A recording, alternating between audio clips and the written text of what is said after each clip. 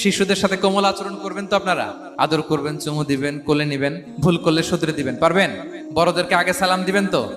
আর কর্মচারী একটা ভুল করলে পিটাইয়া সরাই ফেলবেন, এরকম করবেন না? ভালো আচরণ করবেন। স্ত্রীর সাথে কেমন আচরণ করবেন? মাধুর্যপূর্ণ আচরণ। ওই একজন কয় হুজুর নাই, আরে বেটা হওয়ার পরে কেমন করবা ওইটা বলো না, নিয়ত করে রাখো যে আমরা আমাদের ঘরটাকে জান্নাতি ঘর বানিয়ে ফেলবো, ঠিক কিনা? প্রতিবেশীর সাথে যেন আমরা ভালো আচরণ করি। ভিক্ষুক হাত পেতেছে, স্যার 2 দিন ধরে কিছু খাই নাই, 5টা টাকা দেন, দাঁড়ায় না গ্লাসের সামনে, ওর হাতে একটা ভাঙ্গা থালা, আর আপনি স্যুট পরা স্যার না, আপনারে গাড়ির এদিক থেকে বের করে ওদিকে ভাঙ্গা থালা দিয়ে বসাইতে আর ওরে স্যুট পরে গাড়ির ভিতরে বসাইতে আল্লাহর কয় মিনিট লাগে বলেন তো? খবরদার, ফরিয়াদির সাথে যেন আমরা খারাপ আচরণ না করি, শত্রুদের সাথে যেন খারাপ আচরণ না করি। প্রিয় ভাইরা, বিশ্বনবী এত মাধুর্যপূর্ণ আচরণ করতেন, শত্রু বন্ধু হয়ে যেত। আমরা যেন আমাদের আখলাককে সুন্দর করি। শুধু নামাজি, শুধু রোজাদার, হাজী সাহেব ইবাদত করি, কিন্তু মানুষের সাথে বাজে আচরণ করি, এমনটা